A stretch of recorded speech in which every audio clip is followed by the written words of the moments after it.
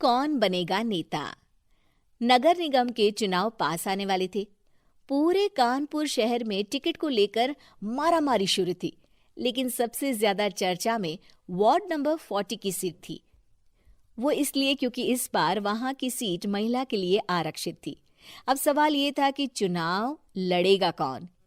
इससे पहले ठाकुर साहब वहां से पार्षद थे और इस बार उन्होंने अपनी पत्नी सीमा ठाकुर को टिकट दिलवाई और ठाकुर साहब की शान के कारण सीमा जी ने 20,000 वोटों से चुनाव जीत लिया।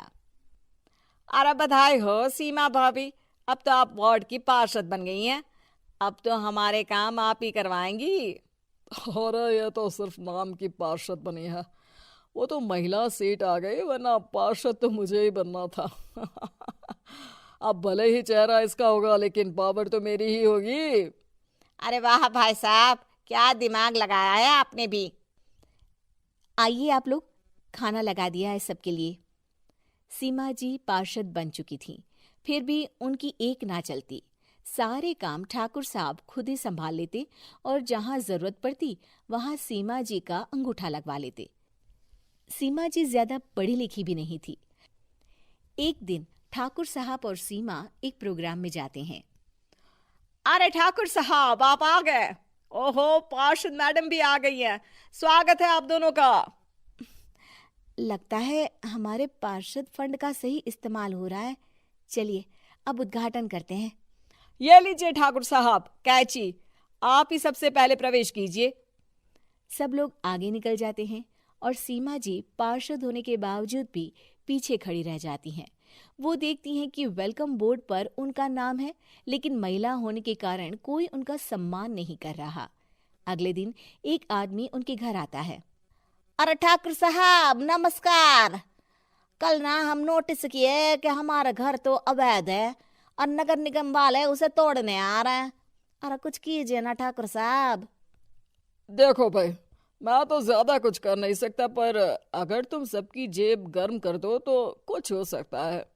कुल मिलाकर 4 लाख लगेंगे। अरे 4 लाख ठाकुर साहब? अरे भाई, मैं अपने लिए नहीं मांग रहा हूँ। दरोगा है, इंजीनियर बाबू है, बड़े साहब है, सबको देना पड़ता है ना थोड़ा थोड़ा।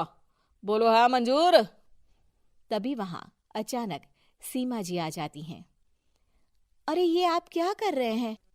पहले इन्हीं लोगों से तो आपने वोट मांगे, अब इनसे ही पैसे ले रहे हो। अरे चुप रहो तुम, तुम्हारा काम है सिर्फ अंगूठा लगाना, तुम वही किया करो। मुझे दूसरे काम तुम मत सिखाओ, समझी? और तुम ना जाओ, अब पैसे लेकर आओ, वरना जेसीबी किसी भी वक्त आती होगी। सब कुछ ऐसे ही चलते रहता है। एक दिन सीमा जी और ठाकुर साहब को एक लोकल मीटिंग में बुलाया जाता है। वहां पर कई और अधिकारी लोग भी मौजूद रहते हैं। अब मैं चाहूंगा कि ठाकुर साहब हमारे बीच 2 शब्द कहें। मेरे प्यारे भाइयों और बहनों, आज मेरा सौभाग्य है कि मैं आप सबकी सेवा दिन रात कर पा रहा हूं। आपने मेरी पत्नी को भारी मतों से जिताया है, इसलिए मैं आप सभी का शुक्रगुजार हूं। मैं आप सबसे वादा करता हूं कि हमेशा की तरह हमारे वार्ड में किसी को कोई तकलीफ नहीं आने दूंगा। सभी लोग तालियां बजाने लगते हैं। अब मैं माननीय पार्षद मैडम को स्टेज पे बुलाना चाहूंगा। अपने नाम को बुलाया सुनकर सीमा जी एकदम चौंक जाती है। उन्हें बिल्कुल उम्मीद नहीं थी कि इतनी बड़ी जगह उन्हें मंच पर बुलाया जाएगा। जैसे तैसे वो मंच पर चढ़ती हैं। ऊपर जाते ही सीमा जी को सारी पुरानी बातें याद आ जाती हैं कि किस तरह उनके पति उन्हें कभी भी आगे बढ़ने नहीं देते और उनके नाम से गलत काम करते हैं। वो बोलने लगती हैं। मैं आपके वार्ड की पार्षद सीमा हूं। आप में से बहुत कम लोग ही मुझे जानते होंगे, क्योंकि इससे पहले मुझे कभी ऐसा मौका ही नहीं मिला।